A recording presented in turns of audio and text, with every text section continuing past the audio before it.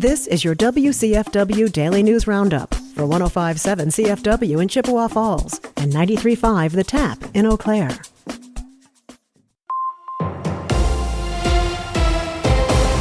105.7 CFW News, I'm James Kelly.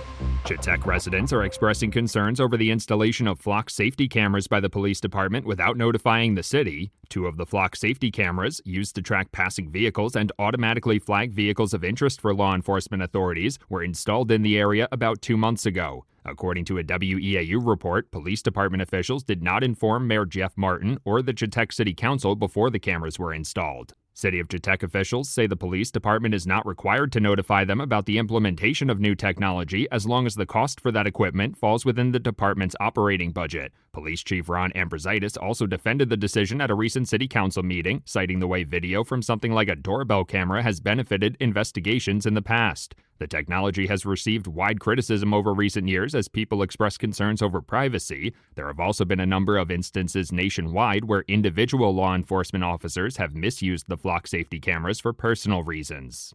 City of Eau Claire officials are reminding residents that there will be no public vehicle access at Carson Park for the Eau Claire's Festival this week. The music festival will take place on Thursday and Friday at Carson Park, with vehicle access closed from Thursday through Sunday to cover setup and teardown days as well. City officials also say the Carson Park tennis courts will be closed through July 29th due to the festival. They say residents will still be able to use the playgrounds at the parks this week, but they'll need to walk in from outside the park.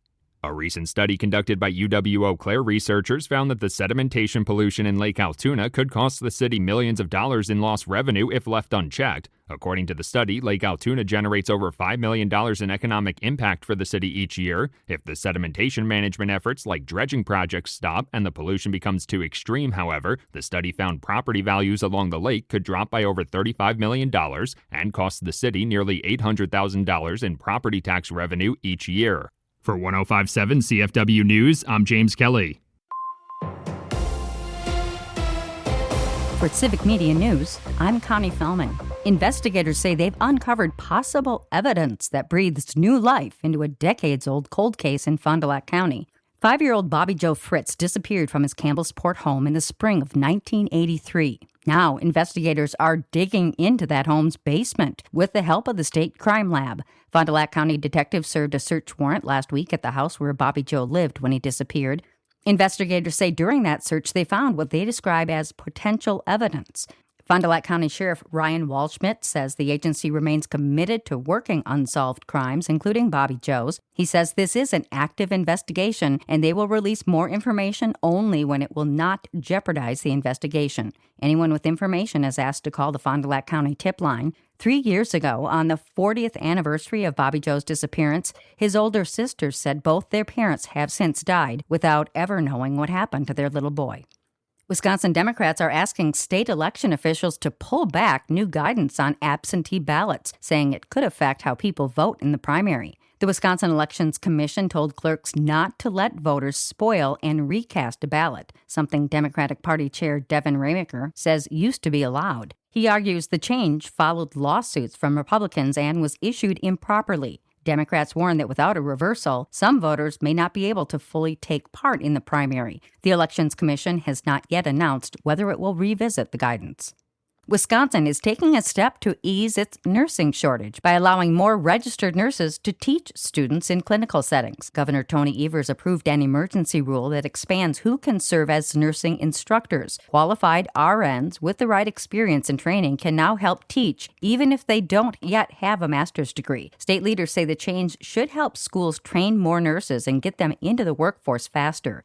A dog that had been shot at least 8 times and was found in Shawano County last week with a broken leg and broken ribs is on a long road to recovery. Shawano County Humane Society workers posted an update on social media yesterday about the dog now named Sunny. They say Sunny is in stable condition, but veterinarians found another gunshot wound and several broken ribs after further examinations. If he can hang in there, Sunny is expected to undergo surgery in the next couple days. Right now, animal workers say the focus is on keeping him comfortable and giving him every chance to heal. Someone found the brown mixed-breed dog in the town of Maple Grove. Shawano County Sheriff's deputies say they're investigating how Sonny was injured. They say the approximately 8-year-old dog has a microchip registered to someone out of state. Shawano County Humane Society workers say they have received an outpouring of support from people all around, wanting to help make sure this underdog gets a second chance at a happy life.